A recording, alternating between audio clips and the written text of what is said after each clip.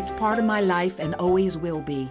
Sea View Circle, 5 homes on a suburban cul-de-sac whose secrets I came to know. My name is Karen McKenzie, and this is where I lived with my husband Sid and 3 children, a content middle-class family, most of the time. Either she goes tomorrow, or I do, with the kids. Gary and Val lived here, from Texas originally, married for a second time to each other. I don't think that we should live here. And this is where she lived. Abby Cunningham, bright blonde and between husbands. Abby redefined the B word. Oh, who cares what Karen thinks? Those were the neighbors in the special place that we called Knots Landing. Tonight, you're cordially invited to a get-together in the neighborhood. Tell me again the name of this place. Knots Landing. It was one of the most popular dramas in television history, full of nasty gossip. Mind your own business! Steamy affairs. I'm not saying we're having an affair. I am saying I can have him anytime I want him. And all the intense drama of suburban life. I got news for you, Karen. I can make the coffee as well as you can. Join the cast of Knots Landing as they reunite on television's most famous cul-de-sac. Cul-de-sac. Dead end. I should have known. Everyone in there's a basket case. We'll show you our favorite clips. I liked being a Pollyanna. I want to be a Pollyanna. Our hilarious bloopers. Hard to talk when you got in your ears. And you'll never guess who drops in for a surprise visit.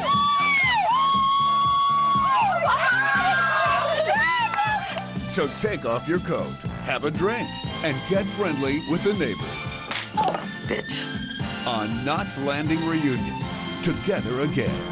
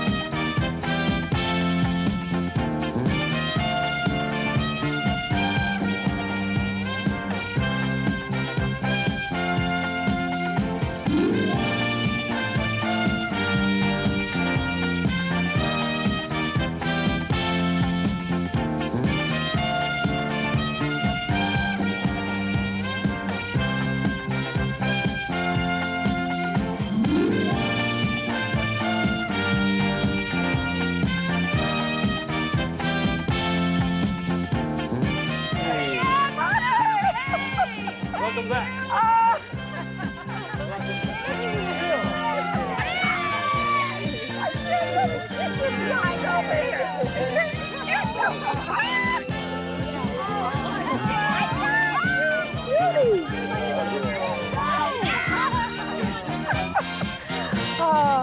Wait a minute. One second. Welcome. Hey, welcome to the Knots Landing reunion, everybody. I'm Michelle Lee, and it is so exciting to be back here on television's most famous cul-de-sac. We thought it was time for you, to do a little catching up and visit a television phenomenon that impacted all of our lives, maybe yours as well. Knots Landing had a terrific run of 14 seasons, one of the 3 longest-running hour dramas in television history. The real success of Knots was how it reflected the life and times of our viewers. As America changed, so did Knots. While you were coping with changing lifestyles, so were Karen, Mac, Gary, and Val. Knots Landing was about families like yours and the folks next door. Now, as you may recall, our storylines got pretty complex, a challenge, even for us. But keeping track was part of the fun. So to get things started, here's a quick recap. Val and Gary move to Knots Landing. Gary gets drunk. Abby arrives and sleeps with everybody. Gary gets drunk again.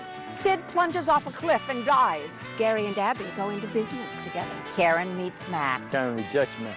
Karen marries Mac. Abby sleeps with Gary. And sleeps with Gary. And sleeps with Gary. Val divorces Gary. CG arrives, sings a few songs, gets pregnant, and is murdered. Lily Mae runs over Chip with her car. Chip falls on a pitchfork and dies. Abby marries Gary.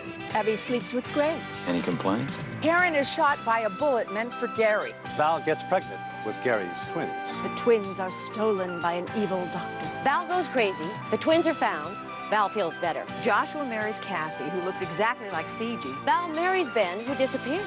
Joshua tries to kill Kathy, then falls off a building and dies. Gary blows up Empire Valley. Mac's promiscuous daughter Paige arrives and starts sleeping around. Karen's kidnapped and forced to cut off her own hair. Abby divorces Gary and gets all his money. Paige is shot by Pierce. Jill forces Val to swallow sleeping pills. Jill locks herself in Gary's trunk and dies.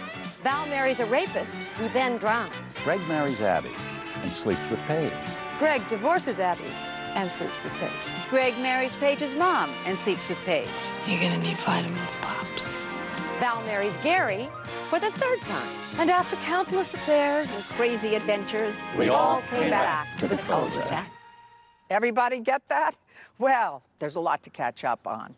So we'll see you over at the Mackenzie house. But first, the inside story of how Knots Landing got its start. During the 1970s, there were a few television programs that were dealing with family life. The Waltons is the most famous. There was also 8 is Enough. I had the idea that I might like to do something a little more complex, taking 4 families and putting them together on a cul-de-sac in Southern California. I thought of it as Scenes from a Marriage, which was an Ingmar Bergman movie. I felt that it needed to be sexier and less serious, less intellectual. We were a very good combination, you know. He liked art, I liked trash, and together we made television. And we brought it into CBS, and we pitched it.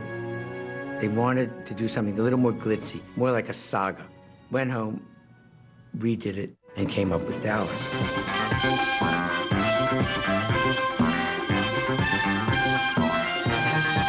After Dallas became the huge hit that it was, of course, the network called David Jacobs again and said, hey, that show about the married couples on that cul-de-sac, maybe we can move a Ewing into it. And they did. The Ewings of Dallas moved into the cul-de-sac, and we became Knots Landing. The show was launched on Dallas. Gary and Val were given a house by Miss Ellie. Bobby's gonna fly to California and show you the houses. I don't get it. Whichever house you like best is yours. No, Mama. And if you don't like any of them, find another. Oh, Miss Ellie, we couldn't. Joni and I did an episode of Dallas one week, and then the next week, Patrick Duffy came over and did an episode of Knots Landing to kind of introduce the show so that we could get some of that Dallas audience. It's no South Fork. I know, but it's a home, and it's ours. Well, tell me again the name of this place. Knots Landing. That sounds nice. And there was a lot of pressure to make it more Dallas-like.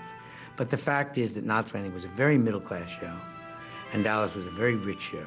The cul-de-sac was almost like a character on the show because it represented America and what our dreams were. Well, we're the neighborhood Brady Bunch. 3 kids, station wagon, dog. If the dog visits you, call. We'll send over the scoop squad. There was nothing particularly sensational about their lives. It was common experiences. I think that's why it was successful, probably because people could identify with it. Terrific. You come home to find your daughter in our bed with some person, and now you won't talk to me because of it. I'm speaking to you. I just don't want to speak about that. Terrific. Oh. Because we were a Dallas spin-off, everybody wanted to know, where was our JR? We decided that when we did have him, he wouldn't be him, but a her. We felt that we needed the pot story. You can't limit the story to just 4 couples here. Because after a while, I mean, there's nobody left to sleep with. Unfortunately, Abby was a little too pretty for me. Keep her off my cul-de-sac. Abby was a middle-class woman, newly separated, whose currency would be sex. And I thought it was very interesting to cast her in that because Dana Mills had always been the sweet girl, you know, she'd always been the good girl. And she came in and she played the naughty, almost evil sister. She got to do all the fun stuff, all the naughty stuff. And, you know, I wanted to play a character like that. I didn't want to go on playing the goody two-shoes all the time. That gets boring after a while. Well, let's get something in perspective, all right, Gary?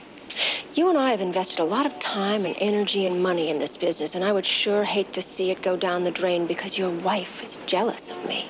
After the second season of Knots Landing, Don Murray did a movie called Endless Love with Brooke Shields, which opened very big. One day he came to me and he said, "I'm thinking of leaving the show." I said, "What?" At the end of the second season, it was a cliffhanger in that Sid, some criminals toyed with his brakes in his car and he went off a cliff. And then in the next season, the third season, he was going to be in a hospital and finally recover, but he was going to survive and come back and go on with the show. If I didn't take this chance, just because I was afraid of a little operation, then I just wouldn't be the same man. I don't want you to die. And that's when I suggested, as a way to go, I said, well, you know, now he just doesn't survive. You didn't do that. You didn't kill off a principal character. And he and Michelle were the stars. I mean, they were the ones that everything revolved around. So in a story sense, that was quite a shock. It blew me away in a brave, creative way. I kind of was exhilarated by it. Missing Don, of course, because he was magnificent, gorgeous, and so talented. I did feel that his leaving might upset the balance of the show. And I didn't know where it was going to go. It was really a shock for the audience, and it allowed us to do anything because the audience never knew whether we were going to double-cross them. You been in here before? One night for drinks? No. Well, you should come in some night and hear me sing. Maybe I will.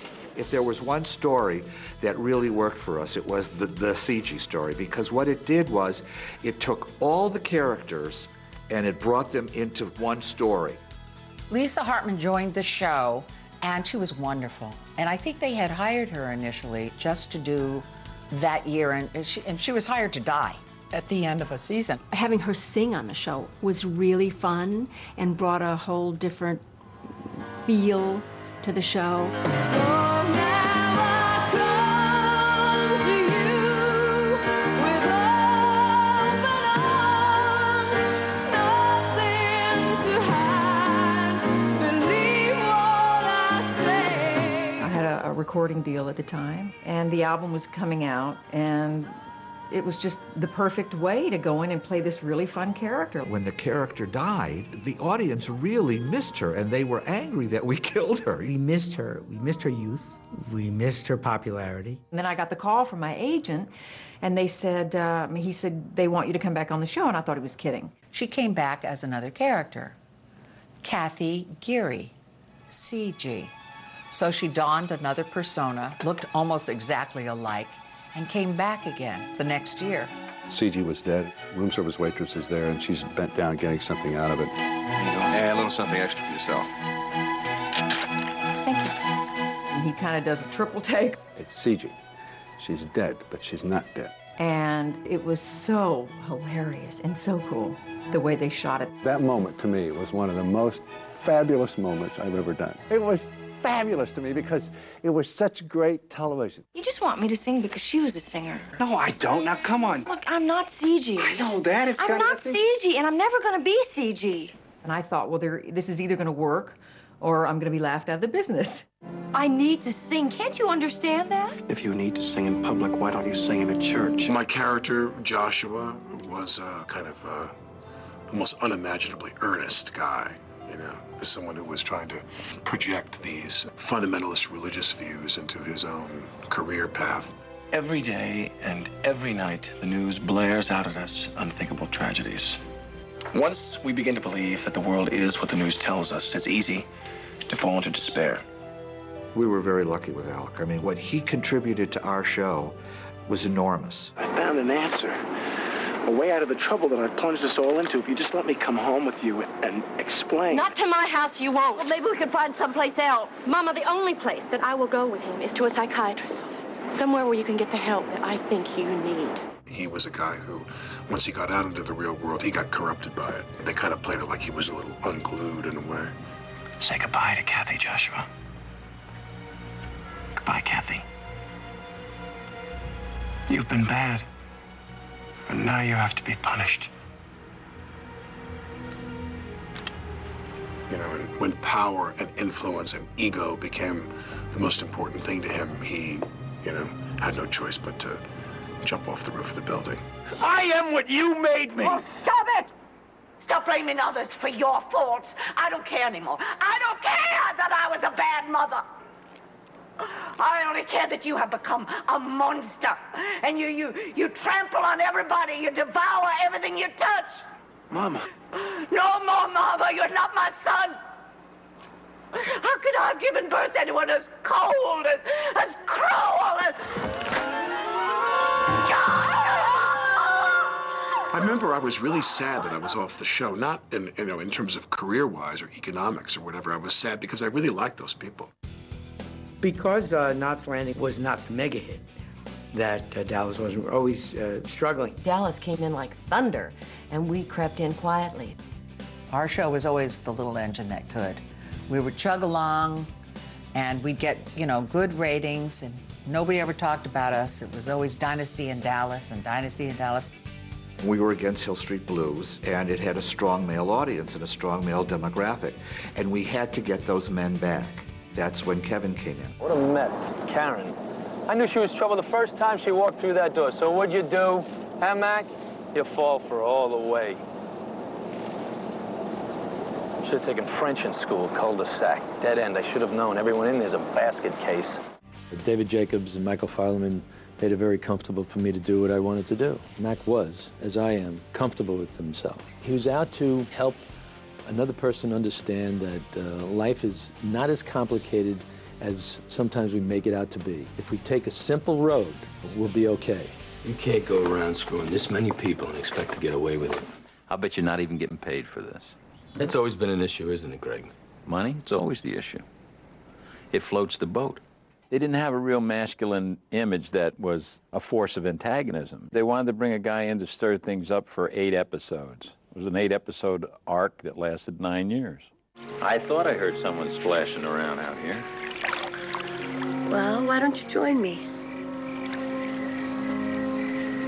Oh, I never swim in shark-infested waters. Paige came in to just cause a lot of trouble. She was Mac's daughter, and she started off as the vixen and ended up the heroine. For years, you have lied and cheated and conned people, and you've gotten away with it. But I am not going to let you get away with this. You're good. You really are. If I were rating you on the Abby scale, Abby being a 10, you'd be a 6, which is very good considering your youth and ignorance. Well, I don't judge things on the Abby scale, and neither does Greg. Women really took to her because she was tough, and she gave Sumner a run for his money. What a cheat. It's an article of clothing. Your rules. Paige and Greg had an off-and-on relationship. It really enticed the audience to want more of them. And I think that was a big reason why that relationship worked, not to mention our chemistry and how much we liked working together. I think it all came across on the screen. I lose. Is that good or bad? I was hooked into this show so fast. This was a gold mine of emotional conflict. It was a very difficult relationship between Paige and her mother because her mother was competitive with her. Her mother would sell her down the river for anything. I would steal from her. I would come on to her boyfriends, and I marry the man that she's in love with. Where do these writers get this stuff? You expect me to leave? I expected you to leave weeks ago. In the middle of the night? There are plenty of places to go in the middle of the night. Hotels, motels, the airport, the train station, the bus station, the Y, Greg Sumner's bed. The producers were brave. They created a real town with real people in it. And scratching the surface of those happy couples, you realize they had problems too. I think Knots Landing exemplified values. No matter what was going on, there was always the theme of good values. The feelings and the ideas and the issues were universal. It's the human aspect that doesn't change. That's what's important about Knots Landing. It was so smart, and it was funny, and it was clever, and it kept you on the edge of your seat. It was just a blast. I think that the reason people really took to Knots was because it touched them in a real way. The true affection that the actors had for each other is one of the reasons Knots Landing was so successful, because you can't fake that. Because we've been together for 14 years, we shared our lives, our weddings, funerals, all the moments together, so we're connected forever. To be a part of television history like this is really wonderful. I mean, you couldn't ask for anything more in a career.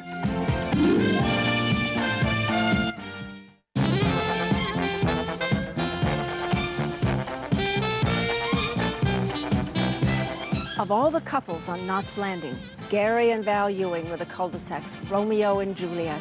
They faced endless troubles and temptations, and I can't deny, Abby was one of them. But despite impossible odds, they managed to keep love alive. I don't believe it. I don't believe it. Here we are, right here at the front gate, the front door. I was just thinking, you know, this gate, it's been here for 25 years. You never changed it. Yeah, from 79, the pilot, it's all... Yeah, well, no, that's it's 26 years. Remember the first time we met?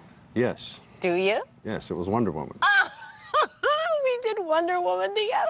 Initiate project W36978. Open time portal. Cassandra, what are you doing? I'm about to make all my knowledge of the 20th century pay off. No! Look like a giant silver condom. That's what your costume made you look like. I never told you that, but I have to share that with you now. I think I would have put it more delicately. No, that's what you look like. I'm sorry. And you remember Bobby brought us back here from South Fork. From South Fork, right. To set up housekeeping here. I remember I wore this little girl dress and these white gloves and these little heels because Valine was so perfect. And she had the little pigtails and the ponytails. Yes, that accent. That accent, well, I know. We decided after a while, let's drop the accent. Why did we do that? I Because think nobody could stand it. nobody could stand listening to me anymore. That was it. And thank Miss Ellie for us, Bobby. Now, come on, Val. She doesn't want any things. Now, ever since JR broke you two up, Mom and I, we've been looking for a chance to help out. Oh, and tell Lucy. Wait a minute now. I thought I wasn't supposed to tell Lucy anything. You think we ought to bring Lucy here now, don't you? Keeping the news of your remarriage from Lucy, I don't know. She's your daughter.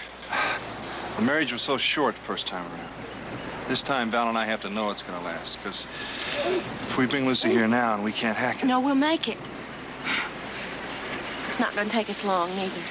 What about your character, Gary, though? You were the pet, Miss Ellie's pet. Well, I kept saying that, you know, but I never got that impression. In the first place, I only did about 4 episodes of Dallas, and I never thought it was that special to Miss Ellie. They said, yeah, and then they said you were the black sheep of the family. Well, no, he was just a drunk. Well, yeah, you were finding your way. problem. You were finding your way, and it was Valley. Well, no, but... Other ways of finding your way other than ending up in alcohol. I know. What's the matter, Val? Don't you think I can handle a couple of drinks? Well, sure. I just don't like drinking. You know that. You think that little of me? Val, I can handle it. I know. It's just that it's late, honey. That's all. I haven't had a drink in 2 years, and you don't like the way I'm acting. Well, tough. Oh, or maybe you remember somebody better in all that time we were separated. Who was that, anyway? We never talked about that, did we? You're the only man in my life. I'm the man of this house, and I can handle a couple of lousy drinks. And if you don't like it, you can just trot your little bucket back to whoever rung your chimes. Gary, now don't you talk like that, please. I won't be talked down to in my own house. Poor Val. Poor I mean, Val. Poor Val. People used to ask me about, like I said, poor Val, why don't you go back? Because she's stupid, that's why. No, she's not stupid. She was just finding her way. Because think of how she evolved from goody two-shoes in the then pilot. You left me, then you married Doug Sheehan, and what happened? He died. Then you married that psychopath. Sam Behrens, Danny Waleska. Right. And then I came back to you. But at each time, each notch on the tree, she became more and more her own person. And Valine is capable and has become capable of calling the shots. I think that's what's great. Yeah, she did. She became her own person. Yeah, she grew. We've got to talk. I want to know exactly what's going on. What are you talking about? I'm talking about you and Abby.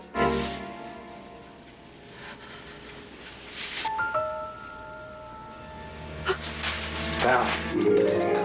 Val, please, you don't understand.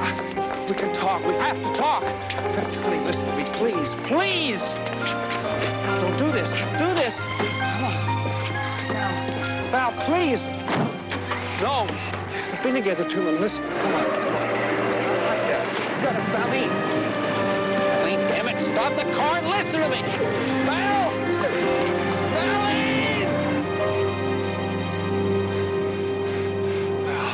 How much do you think that the fans wanted to see the two of us get together? I would get asked constantly, you know, when are they going to get back together again? When are they going to get back together? I don't know. I don't write this stuff. But it's one of the things that kept people watching the show. Well, because you always keep the two characters apart that you want to see together the most. Never put them together. Never. And if you do, make sure there's trouble and conflict, and then maybe tension, they might go, all kinds of things, but keep them coming back every Thursday at 10 o'clock. It's like unrequited love.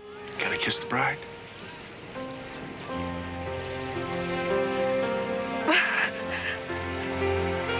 Gary, I'm afraid that would cause a terrible scandal.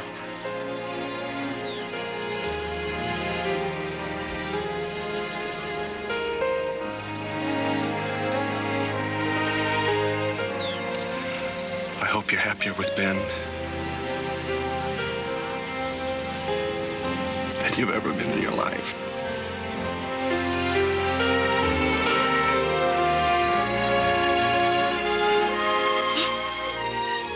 And you left the last season. I did. You died in this crash. Or whatever. Car crash. Yes. They wanted me to come back and do the car crash. They wanted me to go by in a drive-by, my little blonde head, so that you could react and see me explode.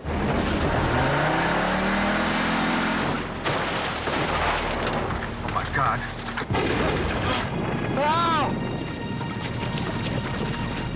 What about the last episode? You thought I was dead. Well, yeah, I buried you. And I dyed my hair black so that I could come back so that they would never know. The character had gotten this note with flowers or something that said, "Meet me." Meet me, yeah. Gary shows up. Being the moron he is, he showed up. And I'm sitting in this, it's a booth. It was a table with a booth. And I kind of look away, and then I look back, and you slid into the booth. That's right, without you knowing and the looked, shot. And I was just, I'm getting chills talking about it.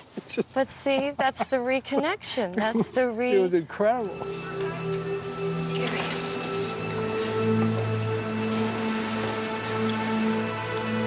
I had to make sure you weren't followed.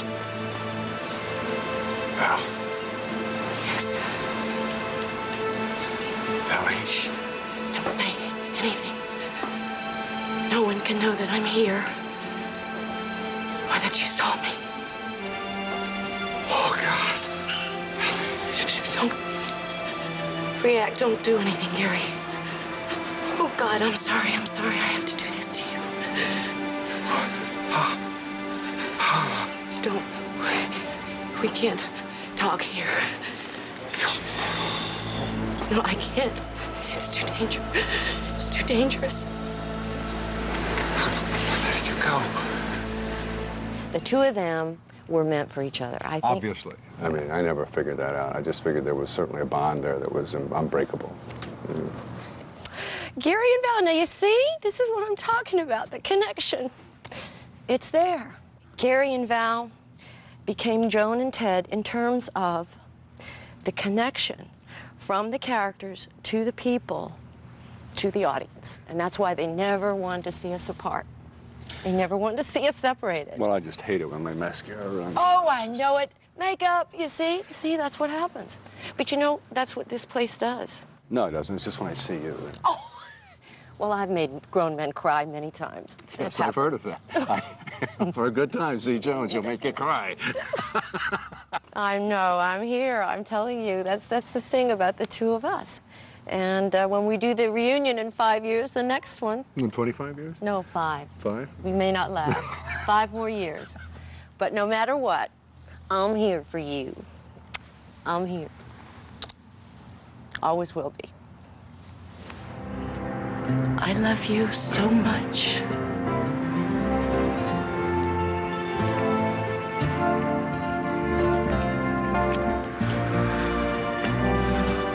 Let's get married. Oh, I do love you.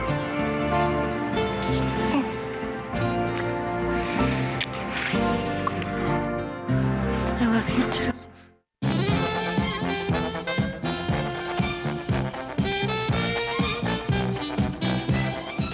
Jack Mackenzie were the emotional anchors of Knots Landing. Friends, lovers, companions, a couple you could trust. Michelle Lee and Kevin Dobson are catching up on a marriage that gave viewers hope. You know, we said so many things about one another here. Just give me a kiss. I love you. Oh, my God. Isn't that nice? It's nice to be together again. No, it's more than nice. We spent a lot of time here, a lot of years, a lot of love, a lot of development. I'll never forget when I first met you. Yeah. I mean, on the set. You know, once the camera rolls, there's a chemistry that happens, and I think that happened for us. What can I do for you, Miss Fairgate? I want you to reopen this case. I want these men in jail. They murdered my husband. Maybe you don't read the paper. But Roy Lance and Frank Colbert were tried for auto theft, interstate transportation of stolen items, and wire fraud, not murder. They murdered my husband!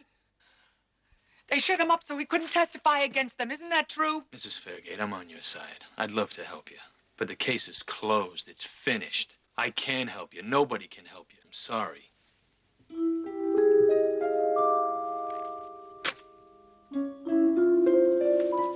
However, I can take you to dinner. You really are a creep. Now I'm going to tell you, if I didn't ever before, I had such a crush on you. I did. Oh, look at you turning red. Oh, look at you. No, seriously, the way they wrote us was delicious. From the beginning of our relationship, when we first met, remember going camping? Oh, yeah, the fishing episode. That was nice. Yeah, it was so me. You know, I think you're right about Diana. We used to have such great communication, and now she's so angry all the time. It's just, Karen, shut up. What? Don't talk. Can't I even? No, But I can't help it. If I think something, I've got to say it. not while you're fishing. But if I... You're scaring the fish. You're the one who's yelling. Because I want some quiet. That's the way you get it, by yelling? Is this quiet enough? Yes!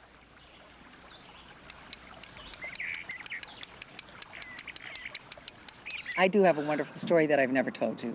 When we had our relationship for the first time on Knots Landing, the audience had to already be in love with you and want you for Karen. There was an episode called Letting Go, where Karen went to visit Sid, and she talked to him, and she told him why she couldn't wear her wedding ring anymore. And then she took the wedding ring off. I think that taking it off my finger will mean I'm starting to let go. Not of our love or our marriage or our beautiful, sacred memories, but of my fantasy. The one that hovers around telling me this didn't really happen. You are gone. And it's real. Well, what was happening in my life was that the wedding ring, which I happen to be wearing today, that I wore as Karen, was the ring that my father gave my mother. Oh.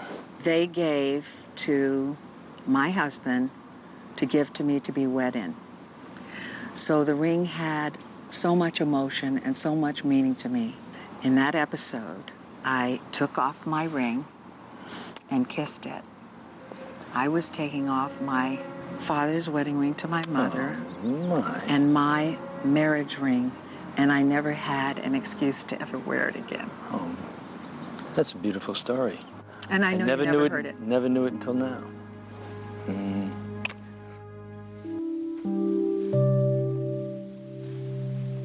It's beautiful. Would you do me the honor of being my wife? Probably. I was hoping for a yes. I think I could handle a no, but I don't know how to handle a problem. Oh, I'm sorry.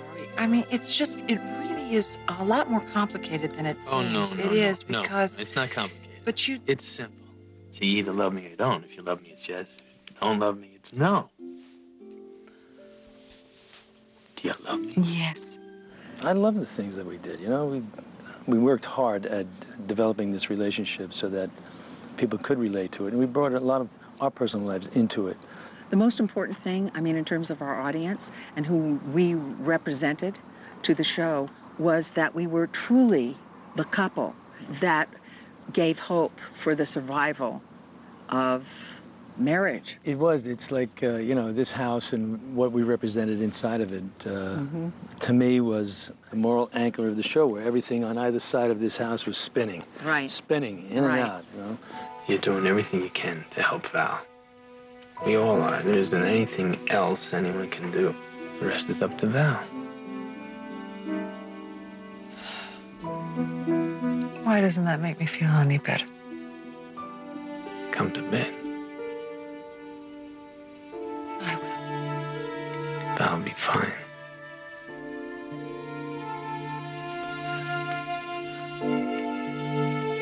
Come on. Come to bed.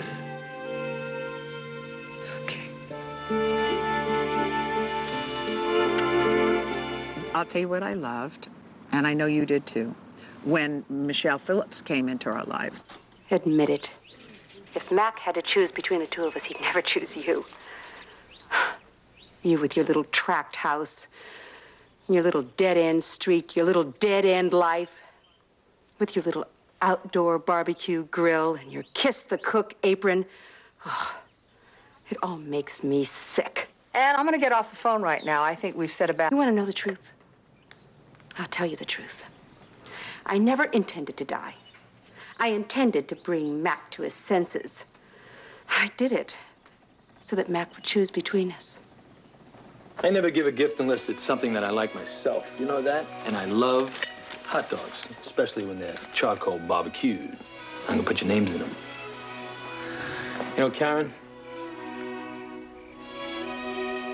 I love our house. And listen, I love how quiet it is on a cul-de-sac.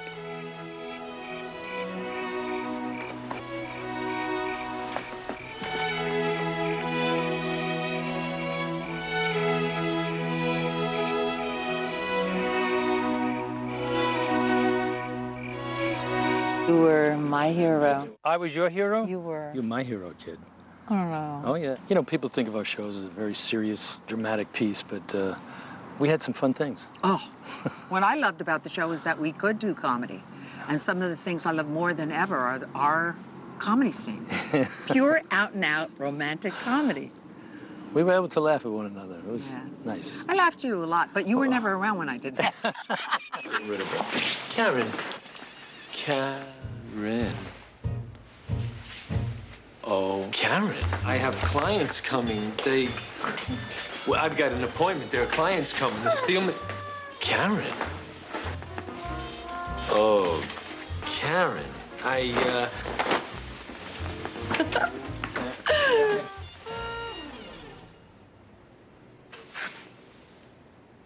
Working with you, I grew as a human being, so thank you.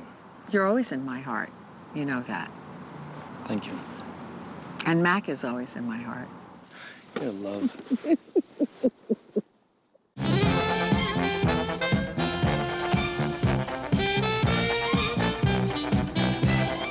If my knots landing math is right, Abby Cunningham and Greg Sumner tied the knot 8 different times, to different people, of course. But still, that's a lot of rice.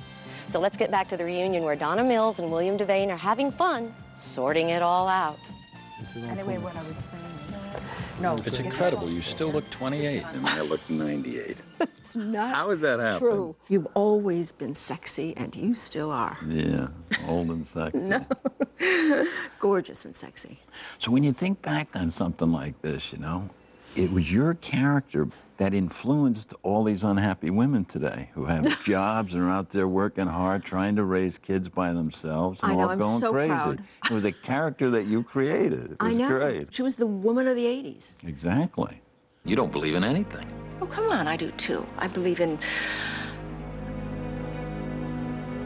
money and power. I don't do strings. You spin webs. Now and then. Any complaints?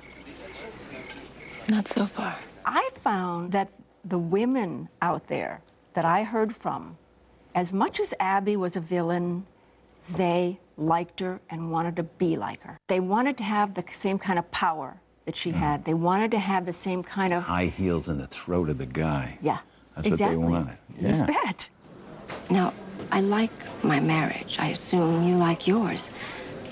Our lovemaking has nothing to do with that. Because if I ever have to make a choice between love and money, money's gonna win every time. Simple enough? Couldn't be simpler. So all along, all the way up until Knots Landing, you basically played those really cute ingenue types, right? I had And then- that blonde thing. Yeah, right. It was really good. And then when you got to Knots Landing, all of a sudden you became like a manipulator, a whole different kind of thing. You kind of grew up, I guess, huh? Maybe. Was that fun? That was the best. I mean, I never had so much fun as I had playing Abby. To play the bad guy is the best. Was I the bad guy? Yeah. I didn't think so. I always thought Mac was the bad guy, kind of deluded, you know? You remember law school? What old Professor Jacobs used to say? A big mouth will take you a long ways, but hard facts will take you all the way, pal. You remember law school? Sure. I remember what they taught in that course for two-bit lawyers. When you got no case, you still got your mouth. You have a selective memory. I remember they taught us that no one, not even Gregory Sumner, is above the law. Pal. You were the most amazing actor to work with. One reason is because I never knew where you were going to be. Well, we had a lot of freedom there, which was really nice. You know, we could do a lot of different things. We did. Did you feel that kind of freedom in the sex scenes? Well, we had so much practice, you know, that were really easy to do. You know, it's a lot I of actually work. kind of enjoyed them. Yeah, yeah.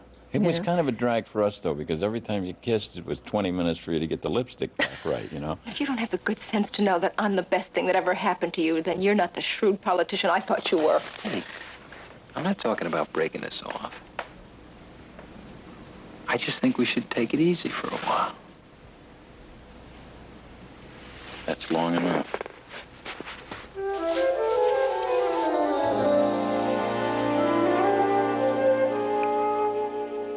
Well, my lineage was great in the sense that Howard Duff played my dad, and Ava Gardner played my mom. The only time they got together when he was in the coffin, she showed up for the funeral, and then hung around for a couple of years. Magnificent woman. Yeah, she was really great. What I loved about her, she was a real broad. Yeah. Wasn't she? She was sort of an Abby-like character. You came to ask me to take over Galveston Industries. I came to bury my husband. Your husband? Since when? Well, if you would call me from time to time, you know, you'd know these things.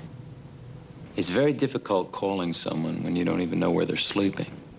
You must mind your manners, baby. And Mommy will buy you a nice new polo pony. You had a lot of guys, though. Yeah, I married You were busy. 4 times. I think. I keep thinking I forgot one, but I think it was 4 times. You being one of my faves. Yeah, I forgot about it. I don't remember our wedding night. Our wedding night. You tried to trick me into seeing me without my makeup. Oh, really? Tomorrow morning, I'm finally gonna get to see what you look like without your eye makeup. Well, see, I always appreciated you much more without your makeup. I always tried to talk you into working without it. You did. Yeah. But you would never agree to that. I know. Unbelievable. Well, that wasn't Abby. She woke up with eyelashes on. Yeah. Gotcha.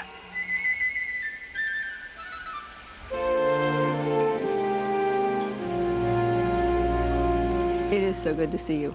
It really is. You look the same and I don't. Really? You've always looked sexy, and you still do.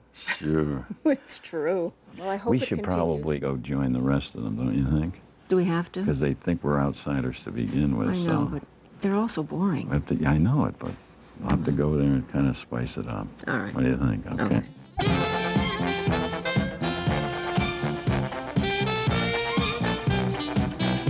They were the original Desperate Housewives, Karen McKenzie, Val Ewing, and Abby Cunningham. 3 very different women trying to juggle the duties of home and life beyond the cul-de-sac. Joan, Donna, and Michelle are having fun reminiscing. Where else but in the Mackenzie kitchen. Would you like a little more, Joni? Oh, always. Coffee for me and my friend.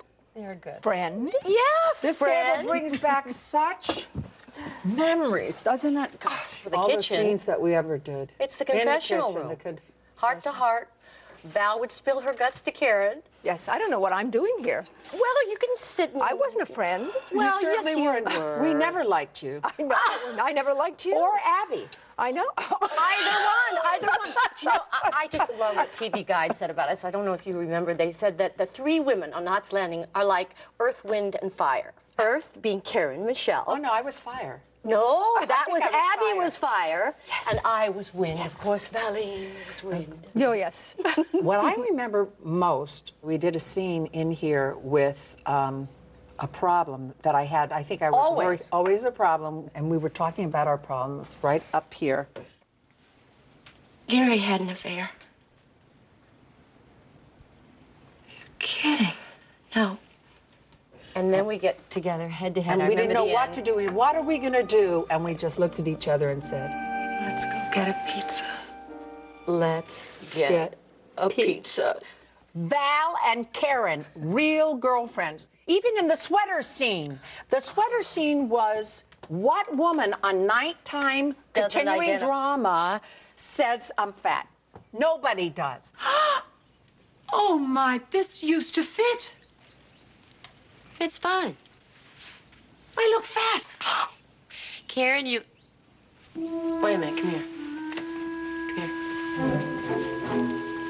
here. Okay, now lean. What? Pull back like you're skiing. Pull. Go. Back. There. God. Did the cleaner shrink it? I don't know. It was a big sweater. The scene that I remember that was the hardest for me to do with you, and because Abby and Val were not exactly best buds. No. Abby and no girlfriend, all boyfriends. I didn't have any girlfriends. That's right, you had all boyfriends. Yes. But I marched across the cul-de-sac when I heard that you and Gary had had the affair, and opened the door, and there you are in this gorgeous pink robe, terry robe, looking drop dead as always. Are you and my husband having an affair? What? You heard me. You're letting your writer's imagination run away with you. Don't play games with me, Abby. Oh, here we go again. Wicked, wicked Abby. But do you remember what you said? You said to me, are you having an affair or aren't you? Well, I'm not saying we're having an affair. And I'm not saying we're not. I am saying I can have him anytime I want him. Oh. Does that answer your question, Val? You were a really good bitch. You The really best. were. You were the best. The best Cheers bitch. to bitches. Right, all right.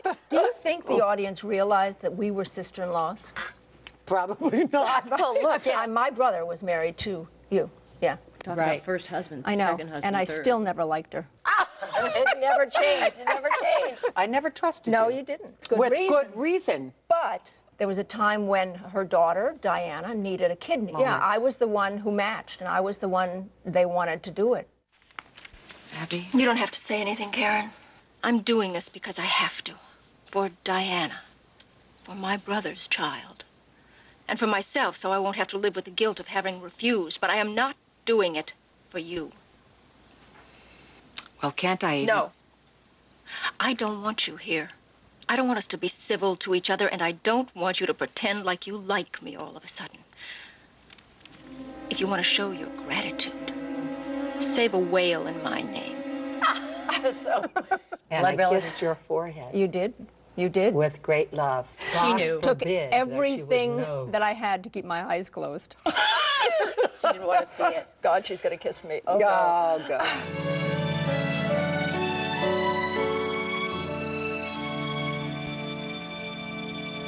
Love, We had love, great love. times. There was all kinds of Yeah. love on the show. It was family. She became family. I did. And I did. So you couldn't be I too looked mad at at me you. after that because my kidney was in your kid. Of Mothers course and not. daughters. Mothers and daughters. children. You know That's- what? We were great mothers. We were all moms. I mean, each one of us were different moms. You with the drug story with Olivia. With Olivia. The audience loved that because I broke down the door of the bathroom with an axe to get to her. Mom, stop it! Come on, Mom! Go to bed, Brian! Now!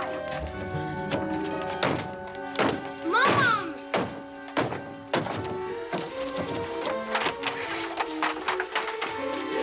All right, give it to me. Give it to me. I don't have anything. Give it to me. I don't have anything. You stand over here. Stop it! Go to bed, Brian. You stand right there and don't you move. And then I took her in the house and wouldn't let her out. Yeah, tough love says you get out of there. You know, you kick them out of the house. And what you did was the opposite. Lock them in. You Lock them in. Stop it! Give me the keys. Olivia, just stop it. Give me the keys. Olivia! Just give me the keys. People wrote to me after that and said, all right, that's the way you've got to treat it. I'm having that problem with my kid. Okay, I'm going to come in on it and really deal with it. Oh, no. No, you don't. Don't you look at him. Look at him. Look at him. Look at him. Look what you did to him. You're drunk. Olivia. Marty. I'm sorry.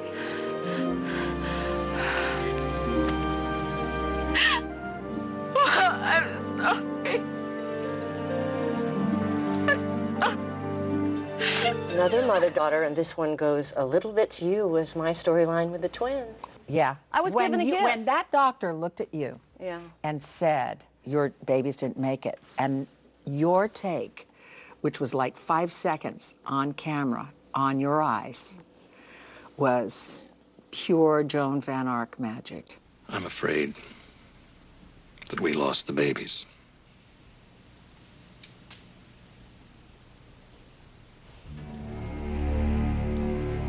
What? I'm sorry. There was nothing we could do. They were stillborn. But I saw them. I heard them cry. Well, it's a natural reaction. You were under sedation. The mind plays little tricks. No. I heard them cry. I'm sorry. I'm very, very sorry.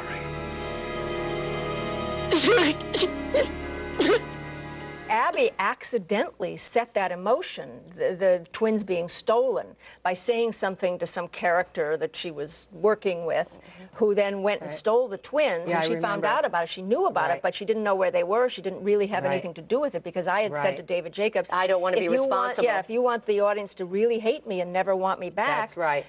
You know, you can't have me responsible for that. Are you saying that you think the babies are still alive? The doctor told Val they were stillborn. If he was wrong about that, he could be wrong about everything. Karen Mackenzie found me yesterday. What? I don't like the questions she asked. I didn't have anything to do with it. If I go down, you go down with me. Ackerman, it's over. Let's go, Ackerman.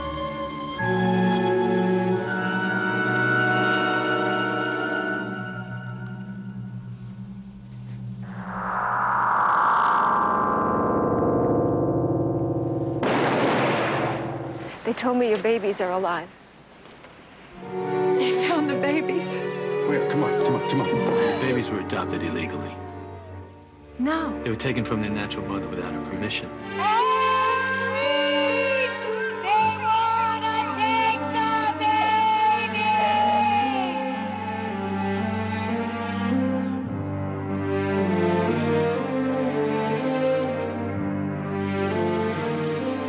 I ended up being responsible for getting them back to me. Remember Which? that? You got them back. Do you remember that scene me coming down the stairs with my hair all wet, and you bring the twins in, and there's Lily Mae getting the door. Darlene!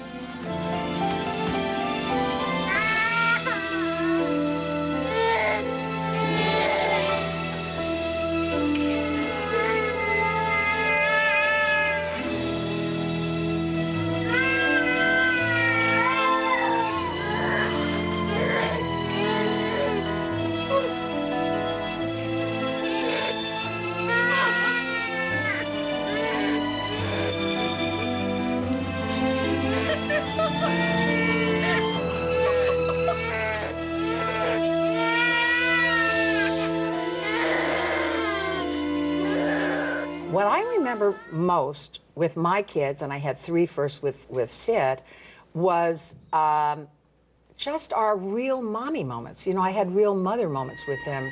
What if there's something wrong with me? What if I'm always scared? What if I'm always uncomfortable? There's nothing wrong with you. When it's the right time, with the right person, you help each other through it. And then you feel not lonely at all. I do remember with such great affection the show about putting on a charity, and I talked my daughter Diana into singing with you. Remember? Oh, I'll never forget it. With the legs on this one.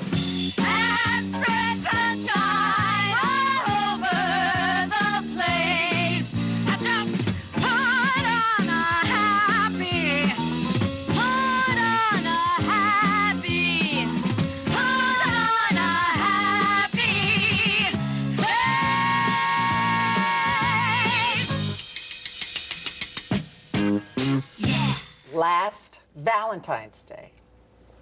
This one again sent us. Oh, yes. It says forever tied. And down on the bottom, in knots. And I look so good in this picture. And I look so strange. You know what?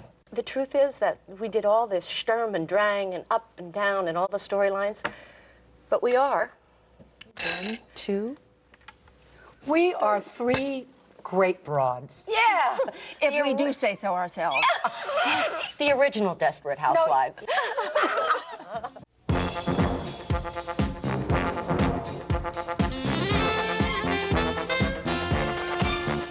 Knots Landing made its debut in December of 1979.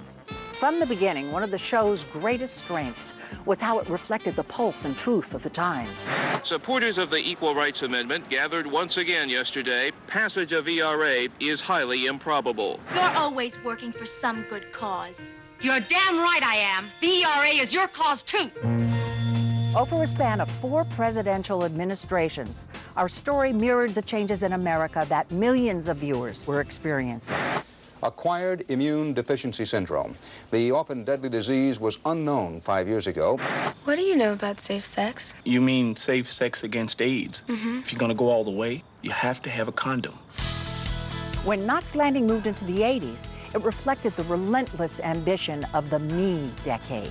Let's go to some wickedly expensive restaurant, order champagne and caviar and toast them. Wild extravagance. Is that what you want? Yes, please. Corporate deception and scandals were on the rise. Nearby chemical companies are under investigation. Rusty barrels have been found leaking dangerous chemicals. For God's sake, poison in the ground, poison in the water, poison in people's bodies. If social issues gained prominence, our cul-de-sac lived them. If we have this baby, I'm the one who has to raise it. We both have to raise it, and if you're thinking of not having it, that's something we both have to talk about. We are not carrying this baby. I am. You want to know the worst thing about not being able to read? It keeps a person's life so small. As America's war on drugs made headlines, Knots boldly tackled the issue of drug addiction. When First Lady Betty Ford publicly discussed her addictions, we used Karen, the series' moral center, to say this could happen to anybody. What was the name of the drug? I'm not Can you really remember? sick, you know. Do you have any of the pills with you? I took them all. Moving into the last decade of the 20th century, Knots Landing continued to dramatize relevant issues, including a growing fear in America. Mr. Reagan suffered a wound in his left chest from a .22 caliber bullet. Bernhard Goetz shot 4 teenagers after they apparently tried to rob him. Part-time postal worker opened fire on his co-workers, killing 14. Crime was on the rise. Our anxiety was mounting. And one morning, the dam broke as Karen McKenzie expressed what so many viewers were feeling. I hate it that I can't trust anyone. I hate it that I can't put my daughter on the front lawn by herself. I hate it that I have to lock my car and I have to worry about an alarm system in my house and I can't send cash in the mail. That's not the way it's supposed to be, Gary. I liked being a Pollyanna. I want to be a Pollyanna. Knots Landing aired its last episode in 1993. Sayonara, Blondie. Like America, we had grown. We were wiser. We still believed in love. and none of us would ever be the same again.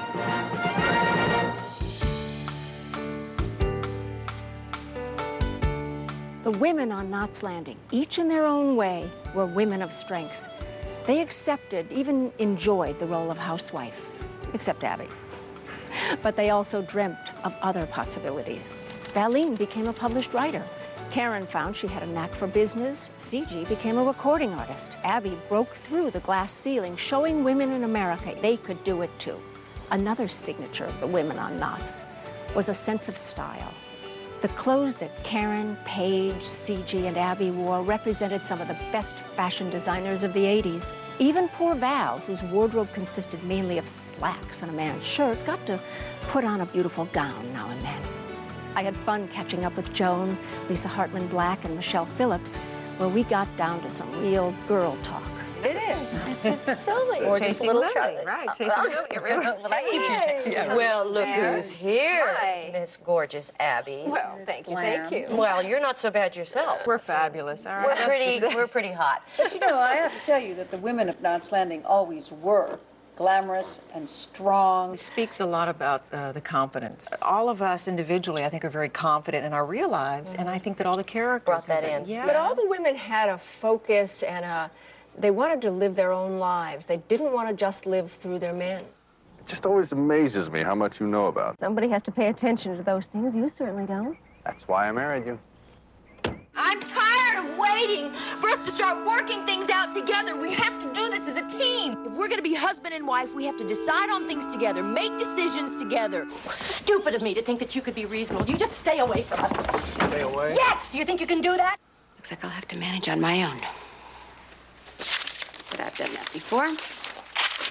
That's a very special quality, I think, that is lacking in a lot of shows, and I think that's why it lasted as long as it did. Yeah. A wonderful thing about the show. The wardrobe was so important. Yeah, that was Abby's look, that you had a look. We set trends. We set trends on this show. You know, Abby's clothes, even now, I think were great. I look back at those shows and I go, they're dated, they're from a certain era, right? The clothes, but they're they the best. Fabulous.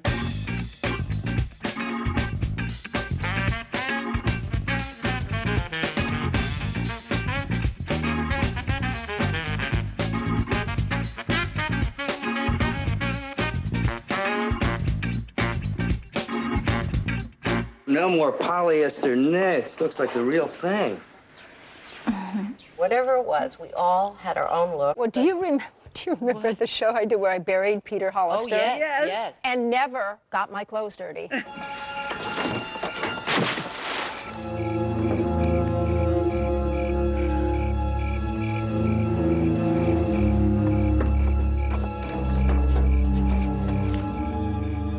Oh, but that's Ab. That's Ab. No. And then hair. I mean, we all had the biggest hair.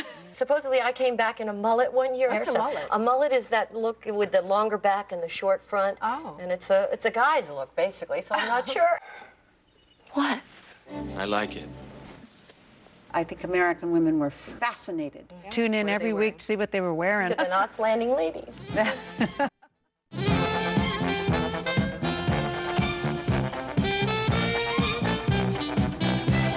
Looking at them. I know you did. You were always the funny one. Oh, Valine. But you know what? I think the real success of our show, and at least part of the reason why we're so successful, was the writing. Yes. A lot of social issues became storylines and like that, like drugs, alcohol, right, spousal abuse. Literacy. I had one. Literacy. Homelessness. Oh, yes, we had that makeup scene at the makeup counter. Oh, wasn't that amazing? That was one of the most poignant, sad scenes that I have ever done. I was dirty, and I walked into a department store, and they said, well, I would like to have my makeup done. And then they bust me, and they make me leave when I've got one eye done. Excuse me. You left this in the restroom, lady. No, I didn't. This isn't the Salvation Army. If you don't want me to throw it away, take it and go. How dare you? All right, I'll leave. But would you please finish me? You heard him. Go. Well, I'll just take it off then. They took normal people, like normal relationships, good marriages, like you guys had a great marriage, but you had problems. When you had your pharmaceutical problems, people must have thought, my God, we're not the only couple who has this problem. Karen, you need medical attention. We'll go see Dr. Wilson. He's my doctor. No, Dr. Wilson doesn't know how to deal with a drug problem. I don't Or else you wouldn't have have a drug problem in the first place. Don't you treat me like a junkie or something! I mean, I think people were looking for solutions. That's one of the longevity factors, because people related. You had that wonderful scene in the car with the young boy who was abused. Actually, it was one of the most wonderful pieces of work that I have ever seen. Your dad hit you. You don't understand. When I was 6 years old, I was running through the house and I knocked over a lamp and it broke. And my dad beat the hell out of me. He just didn't spank me. Hit me with his fist. Gave me 2 black eyes. You don't have to live the rest of your life denying it the way I have. Tell me to take you someplace else, kid. Just tell me to take you someplace else. Take me someplace else. That was what was wonderful also, that they would write the underpinnings of what the character was and the backstory, and there'd be these wonderful flip-flops in character. Alan Ball, when he went up to collect the first Emmy for 6 Feet Under, he said, well, you know, I've always seen 6 Feet Under as Knots Landing in a funeral home. Yes, that's exactly what he said when he said it. I thought, whoa! After a while, it was a collaboration. When you can create a character over 9 years, 14 years, it's... You know, it's an amazing thing that people don't get to do. Here, I just happen to have a pillow, because I was always giving gifts and pillows, and this pertains to the producers and the writers and the difference between Knots Landing and everything else out there. The quote from TV Guide is, on Dallas and Dynasty, the writers are writing the story for the characters. On Knots Landing, the writers are letting the characters write their own story. TV Guide. Bravo. Do you remember in the first or second year of the show, I had an affair with John Plachette? You had an affair with everybody. Oh, yes, I know. It's hard to keep them all straight, actually. We were doing this very sexy hot tub scene, and the guy who was putting in the hot water never put the hot water in the hot tub, so it was freezing, freezing cold. So I get in there, and I'm like, this. So every time he touched me, I'd go, and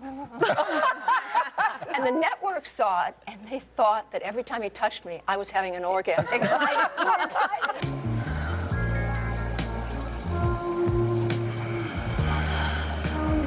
I've been told I have good hands. You do. They're strong, but they're gentle, too.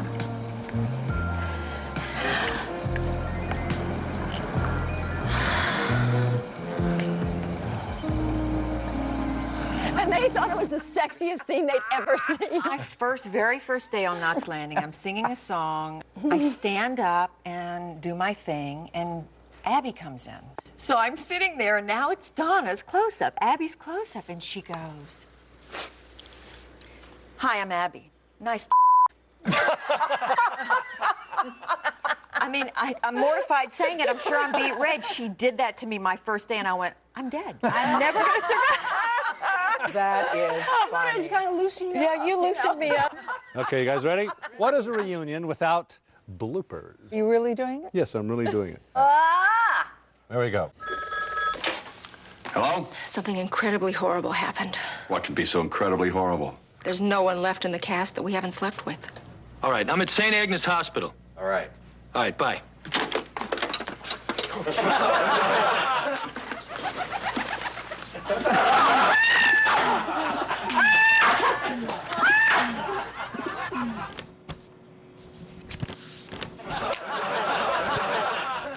If you want to see this money, I'm sorry.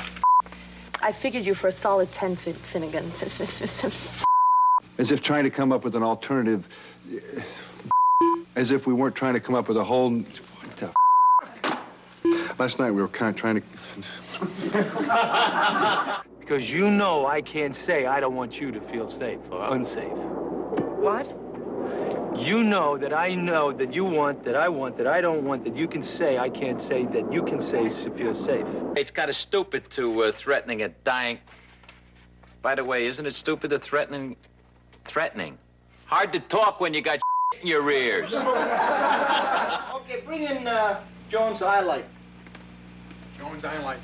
Too small, bigger. Highlight flying in. More right up here. Highlight. Give me a bigger one. Highlight. Bigger. That's too small. Bring in a light. Now you're talking. Bring in a... She's dead. She hated you. Karen, hold it a second. I've been waiting 5 seasons to do this. Let me at her. Oh, no! Oh, him too! Oh, no! Go ahead.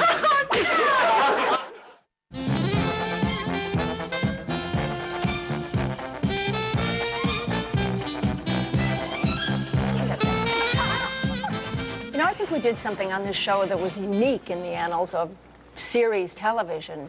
We improvised a script. It was the 200th episode, talking about Laura's death, and we went to David Jacobs' house. Right. In character. In character. We could not be ourselves. We couldn't talk on the phone. We couldn't do anything.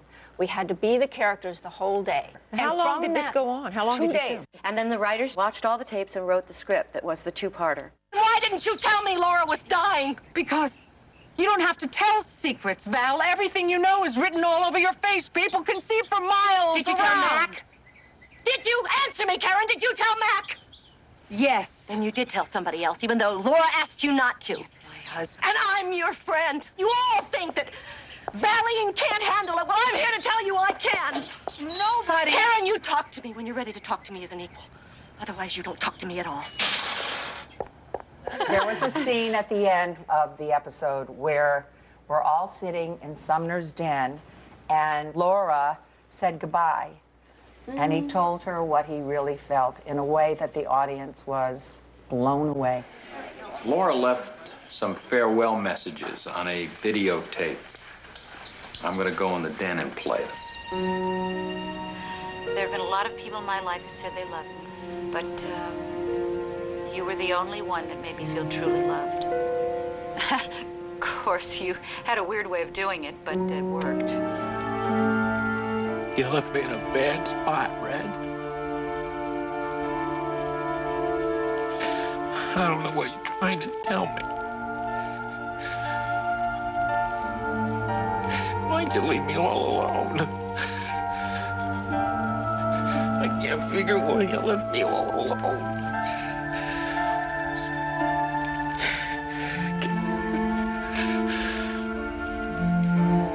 I love you. I hope I don't end up hating you.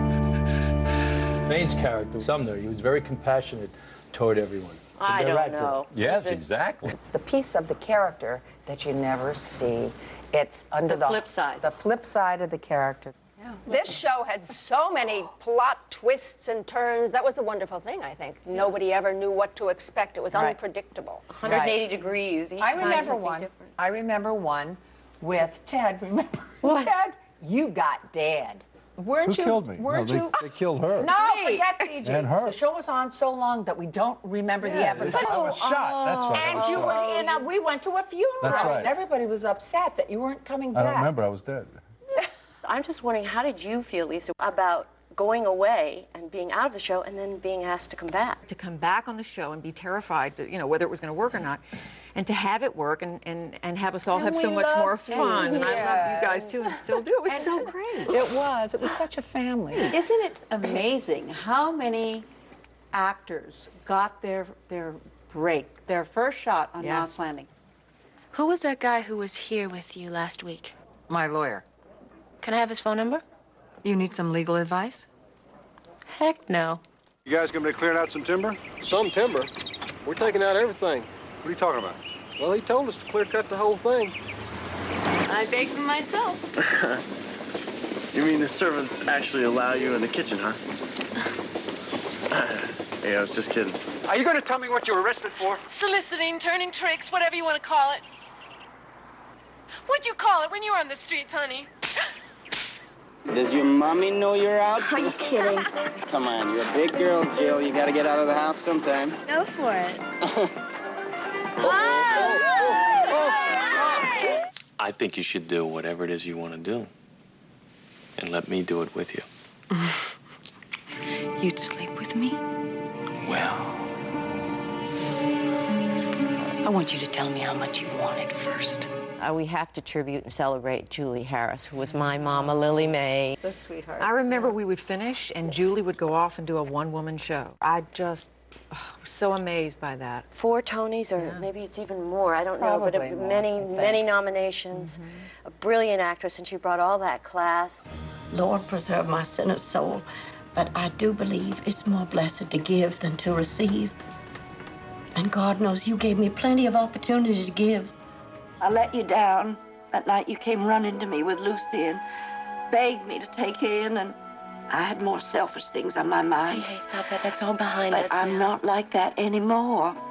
I never dreamed I'd have a second chance in life.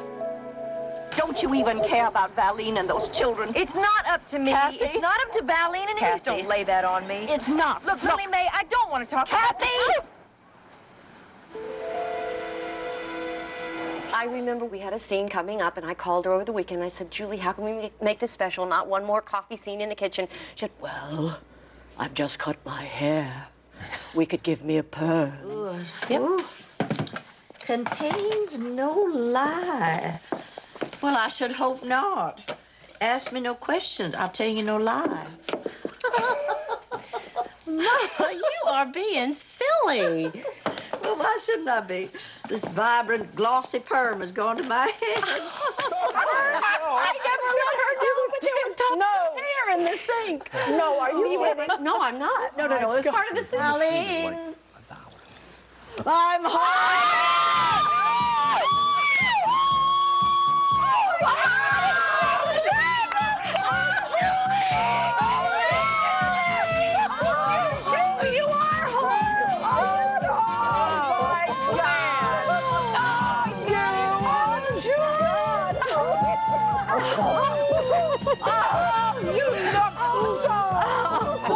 Okay, we need major mops and Kleenex, please.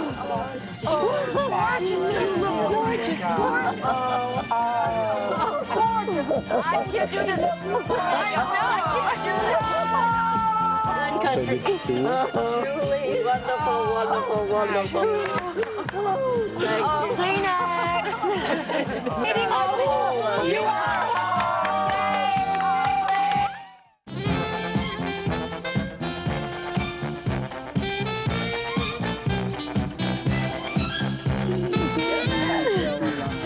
We were survivors in so many ways, you know, 14 years with such competition, Ellie, Law, Hill Street Blues.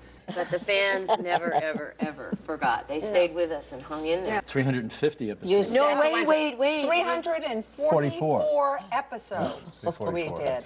The last episode we shot was mind-boggling for us because, I mean, it was really saying goodbye to our family.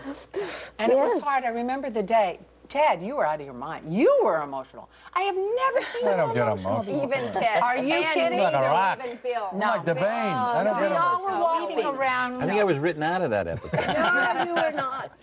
No, we The couldn't last look day at was each at the McKinsey kitchen. Yeah, it was very late, like 3 in the morning. We almost couldn't do the scene. If there is danger, we will face it together. The 4 of us. The way we always have. Don't you ever leave again. Do you understand? Yeah. Never again. We all need you. I promise. It's really amazing that we spent so much time together, 14 hours a day, 5 days a week. And you didn't get killed? I didn't get killed. But I fell in love. I fell in love with new friends and long-lasting acquaintances. And that's I appreciate that. That's a bond that's going to last, I think, for all of us. I mean, here we are now, and it doesn't matter how many years go by, we're all going to stay connected and together. And you know, it's like, it truly is like high school friends. You know, there are some people that you don't have to see all the time, but the minute you see them, it's like no time has gone by. Forever. I'll drink to that. Yeah, I think maybe. What about? What a good idea. What do you Lily think? Mae? Yeah. To our family, our television family, and to our characters, the characters we played, huh? And to all the friendships that have lasted and all the moments that we've shared together, makeup trailer everywhere. And yes. And our faithful, Our faithful fans too. We don't want to forget them. Through everything. Love conquered all. Here's to you. Here's to you. Here's to you. To Knots Landing. Yeah. Lying beside you, here in the dark, feeling your heartbeat with mine. Softly you whisper, you're so sincere. How could our love be so blind? We sailed on together, we drifted apart, and here you are by my side.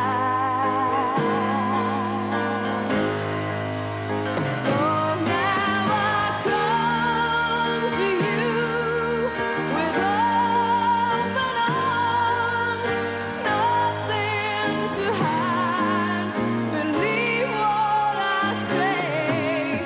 So here I am with open arms, hoping you'll see what your love means to me.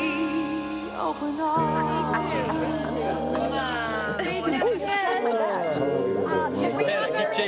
I want hugs. And that's how I'll always remember them. My family, my friends, my neighbors, and the life we shared in Knots Landing.